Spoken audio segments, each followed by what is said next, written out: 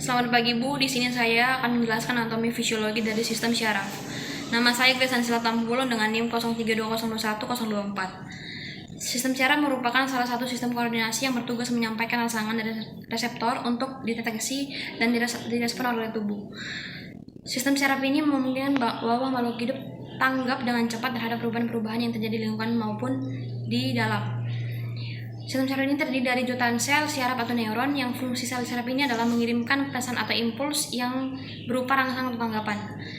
Secara umum, sistem syaraf ini dibedakan menjadi dua, yaitu sistem syaraf pusat dan sistem syaraf tepi. Secara lebih lengkap, kedua sistem ini akan dijelaskan sebagai berikut. Yang pertama, sistem syaraf pusat. Sistem syaraf pusat terdiri dari otak dan medula spinalis yang dikelilingi tulang kranium dan karnal vertebral. Marilah kita akan membahas bagian sistem syaraf pusat. Yang pertama, otak. Otak merupakan alat tubuh yang sangat penting dan sebagai pusat pengatur dari segala kegiatan manusia. Otak terletak di dalam rongga tengkorak. Otak manusia mencapai 2% dari keseluruhan berat tubuh, mengkonsumsi 25% oksigen, dan menerima 1,5% curah jantung. Bagian utama otak adalah otak besar cerebrum atau otak kecil cerebellum dan batang otak. Yang pertama, otak besar yaitu cerebrum. Yang ini yang merupakan pusat pengendali kegiatan tubuh yang disadari, yang itu berpikir, berbicara, melihat, bergerak, mengingat, dan mendengar. Otak besar dibagi menjadi dua belahan, yaitu kanan dan kiri. Masing-masing belahan tersebut disebut dengan hemisfer. Otak kecil atau cerebrum adalah otak kecil yang terletak di bagian belakang otak besar, yang tepatnya di bawah otak besar.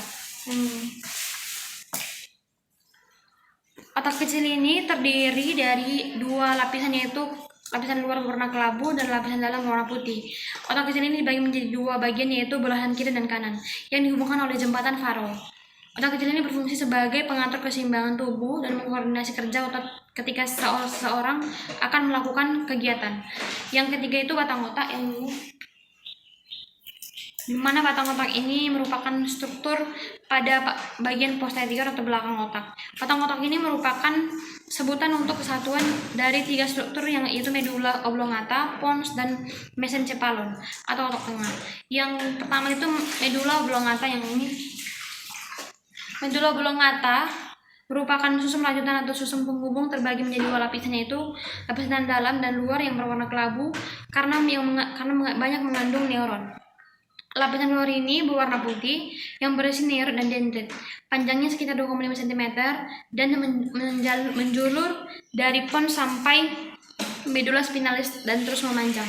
Yang kedua itu pons. Pons terletak di bagian atas dari batang otak antara medula oblongata dan talamus, dan banyak hal bertindak sebagai penghubung antara kedua daerah.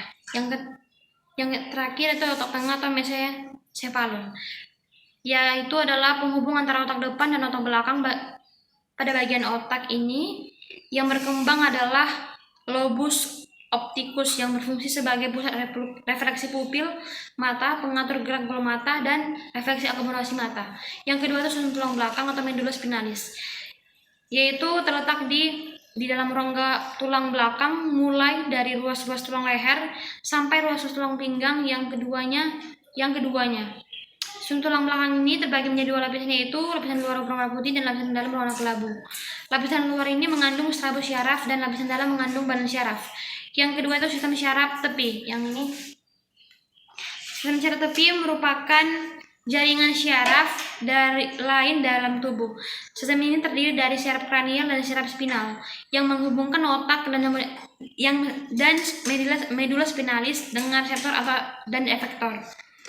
Masing-masing susunan syaraf tepi ini, yaitu somatik dan otonom, memiliki fungsi yang berbeda. Berikut adalah penjelasan mengenai fungsi dari bagian-bagian sistem syaraf tepi. Yang pertama, sistem syaraf somatik, yaitu bekerja dengan mengontrol semua hal yang Anda sadari dan secara sadar, memengaruhi respon tubuh seperti menggerakkan lengan, kaki, dan bagian tubuh lainnya. Yang kedua itu syaraf kranial. Syaraf kranial ini terdiri atas 12 pasang yang muncul dari berbagai bagian batang otak.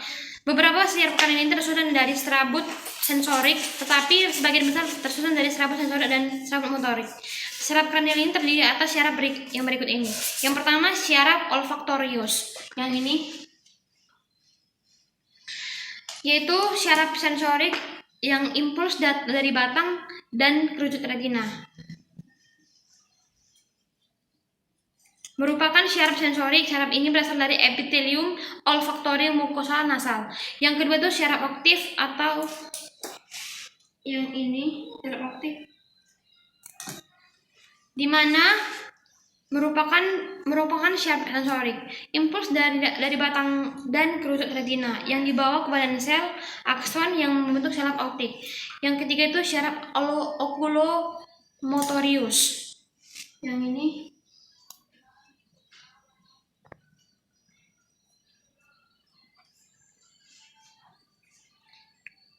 merupakan syaraf gabungan tetapi sebagian besar terdiri dari syaraf motorik.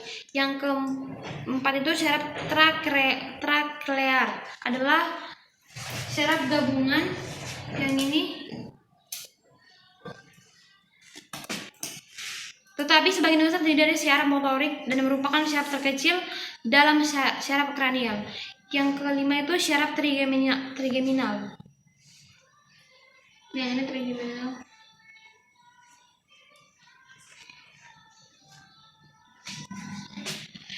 Syaraf kranial terbesar merupakan syaraf gabungan tetapi sebagian besar terdiri dari syaraf sensorik.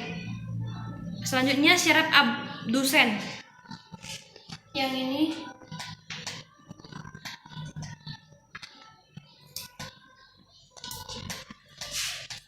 merupakan syaraf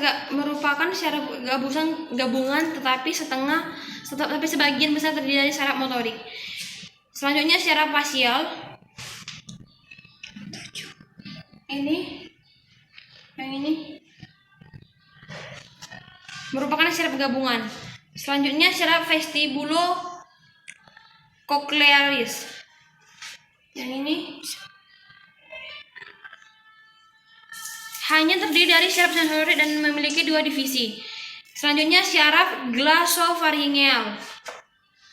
Yang ini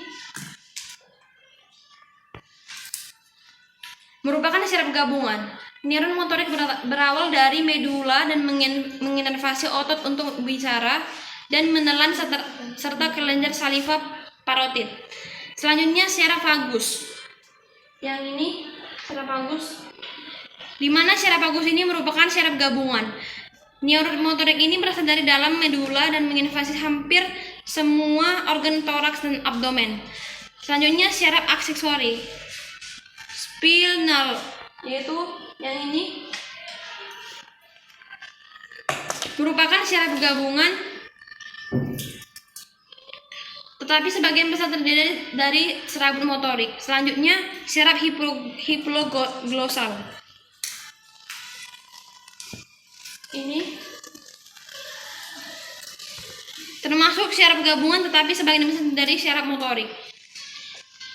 Syaraf spinal terdiri dari 31 pasang syaraf yang berawal dari korda melalui radix dorsal atau posterior dan ventral anterior.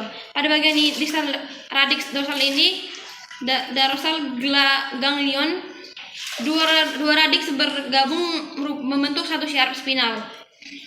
Semua syaraf tersebut adalah syaraf gabungan atau motorik dan sensorik, membawa informasi ke korda melalui neuron aferen dan meninggalkan korda melalui neuron eferen. Syaraf spinal ini diberi nama dengan angka yang sesuai dengan regia columna vertebra. Tempat munculnya syaraf tersebut yaitu syaraf cervix 8 pasang. Yang ini. Selanjutnya syaraf toraks. Yang ini 12 pasang. Baru syaraf lumbal. Yang ini 5 pasang. Selanjutnya syaraf sakral. Yang ini 5 pasang juga. Dan syaraf koksigis yang ini.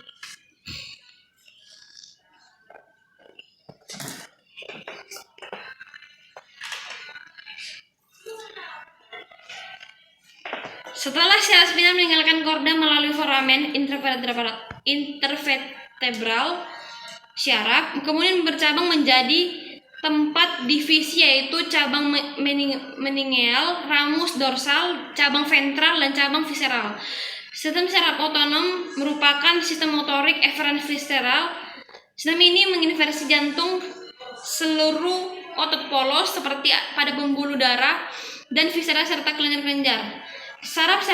Sistem saraf otonom ini tidak memiliki input volunteer. Walaupun demikian, sistem ini dikendalikan oleh pusat dalam hipotalamus, medula, dan korteks cerebral serta pusat tambahan pada formasi retikular batang otak. Gerak refleks pada tubuh terjadi apabila dia ada rangsangan atau stimuli yang diterima oleh sel saraf atau neuron di tubuh. Stimuli atau rangsangan tersebut akan diterima oleh reseptor saraf sebagai pesan yang akan disampaikan ke neuron sensori. Lalu, neuron akan memberikan informasi ke jaringan otot bahwa rasa panas tersebut harus dihindari dengan gerakan. Semua itu terjadi hanya dalam waktu kurang dari 1 detik. Neuron memiliki 3 bagian berbeda, yaitu memungkinkan sinyal rangsangan diterima dan dirasakan oleh tubuh, yaitu yang pertama dendrit, yang ini,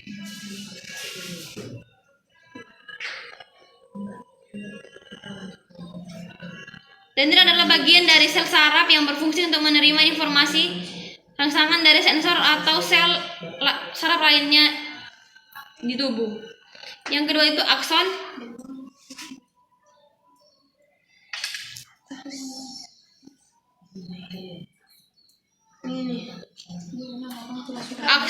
Dari dendrit, informasi tersebut akan dipindahkan ke akson sebelum nantinya akan bergerak menuju dan keluar dari tulang belakang, yaitu sebagai tempat sistem saraf pusat dan perifer manusia. Yang ketiga itu ujung saraf. Ujung saraf adalah informasi yang kemudian akan menuju ke ujung saraf lalu diteruskan ke neuron lainnya yang bernama interneuron atau motor neuron. Demikianlah anatomi fisiologi tentang sistem saraf dari saya. Terima kasih.